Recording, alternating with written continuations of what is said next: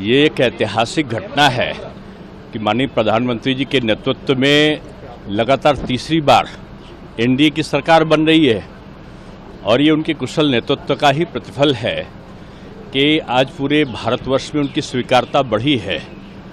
मैं इसलिए कह रहा हूं कि पहले लोग नॉर्थ की पार्टी बोलते थे, अब साउथ में भी एक व्यापक जनाधार भारतीय जनता पार्टी का बढ़ा है। ये अलग विषय है कि एक दो राज्यों में जो आशातीत सफलता थी उसमें कुछ कमी रह गई है, लेकिन बीजेपी एक कैडर बेस्ड पार्टी है और मिलकर उस सब चीज़ों को बड़ी जल्दी वो रिकवर करती है और हमारा कार्यकर्ता हमारा संबल है। और भारत की जनता ने जिस तरीके से मोदी जी पर विश्वास किया है, पूरे विश्व में एक स्वीकार्यता बढ़ी है और विश्व के तमाम नेताओं ने माननीय प्रधानमंत्री जी को बधाई भी दी है। मैं यही कह सकता हूं कि आने वाले दिन स्वर्णिम दिन साबित होंगे और एक मजबूत, एक सशक्त सरकार बीजेपी की सहयोगी दलों के साथ में एनडीए की सरकार देगी, क्योंकि बीजेपी सहयोगी धर्म का निर्वहन करना जानती है। और इसका सबसे बड़ा उदाहरण है कि अटल जी ने 17 राजनीतिक दलों के साथ में बड़ी बेहतर सरकार 5 साल चलाई थी। मैं ये कह सकता हूँ कि एनडीए का सरकार का ये स्वर्णिम युग होगा और निश्चित रूप में जनता की आकांक्षाओं पर ये सरकार खरी उतरेगी। सर, आपने एनडीए की बात करी है, लेकिन उसमें यूपी में बीजेपी की परफॉर्मेंस जो रही है वो थोड़ी इस तरीके से नहीं रही। आप किस तरीके नहीं देखिए, क्या है कि उसका बीजेपी, क्यों मैंने फिर से मैं दोहराऊंगा, कैडर बेस्ड पार्टी है।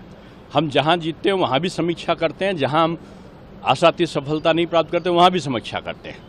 ये समीक्षा का विषय है और समीक्षा करके जहां खामियां होंगी उसको हम दूर करेंगे और मिलके एकजुट होकर संगठन फिर बेहतर कार्य करके अपने उन सीमाओं पर पहुंचेगा। इसी पे साक्षी महाराज ने कहा है कि इंटरनल विरोध की वजह से नहीं देखिए, ये सब चीज़ें जो हैं ये सब जो समीक्षा का विषय है। अभी बड़ा शुरुआती दौर है और शुरुआती दौर पर केवल एक ही लक्ष्य है कि मिलकर एक अच्छी सरकार का गठन हो और गठन के बाद जहां भी कमियां होती हैं, जो भी एक कैडर बेस्ड संगठन होता है वो बड़े आसानी के साथ में इन सारी चीज़ों पर विजय प्राप्त करता है। और मोदी जी तो अपराजय रहे हैं, अपराजित रहे हमेशा से, और उनके नेतृत्व में जब भी चुनाव लड़ा गया है उसमें विजय ही मिली है। तो आज भी एनडीए की विजय ही है। जो लोग 100 का आंकड़ा नहीं पार कर पाए वो जश्न मना रहे हैं और जो लगातार मतलब 10 साल के बाद भी सरकार बना रहे हैं उनको वो तुलना कर रहे हैं। ये इससे बड़ा हास्यास्पद इस लोकतांत्रिक देश में क्या हो सकता है कि विपक्ष अभी भी सब मिलकर भाजपा के बराबर नहीं है और उसके बाद वो जश्न मना रहे हैं, और जो बीजेपी अकेले उन सबसे ज़्यादा है और एनडीए उन सबको मिलाकर ज़्यादा है। तो मैं कहूँगा कि ये गर्व की बात है कि मोदी जी के नेतृत्व में तीसरी बार एनडीए ने सफलता पाई है और आप देखेंगे बेहतर और बेहतर काम ये सरकार करेगी। सर, एनडीए में पोर्टफोलियो को लेकर के काफी बात नहीं, यहाँ कोई बीजेपी लेड गवर्नमेंट में न अटल जी के समय कोई रही न मोदी जी के समय कोई रही।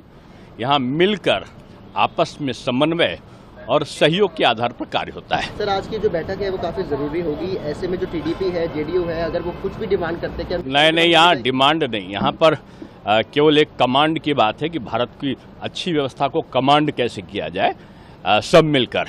तो एनडीए के सहयोगी सब मिलकर डिमांड नहीं, एक अच्छा कंट्रोल, एक कमांडेड एक रूल देने की कोशिश सबकी है।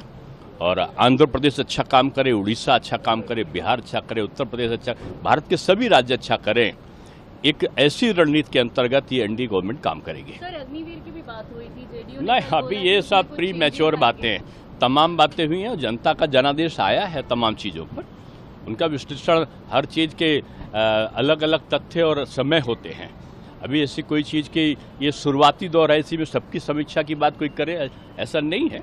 अभी हम सरकार, हमारी एनडीए की सरकार बन रही है और इसकी बात प्रायोरिटी तय होगा, एक प्रोग्राम तय होगा और उसके बाद ही कोई डिसीजंस होगी हमारी प्रायोरिटीज़ क्या हैं, किन पर हमको काम करना है। ये सारी चीज़ें सारे सहयोगी दल मिलकर आपस में तय करते हैं और मैं समझता हूँ कि प्रधानमंत्री जी से ऐसे मैच्योर्ड, मैं समझता हूँ भारत में किसी को एडमिनिस्ट्रेटिव जो नॉलेज है पीएम साहब से ज़्यादा किसी को भी पूरे भारतवर्ष में नहीं है। अब लगातार 15-20 वर्षों का मुख्यमंत्री का, 10 वर्षों का प्रधानमंत्री का, उसके पहले संगठन का, इतनी मैच्योरिटी मैं समझता हूँ किसी भी राजनीतिक दल में किसी के पास नहीं है।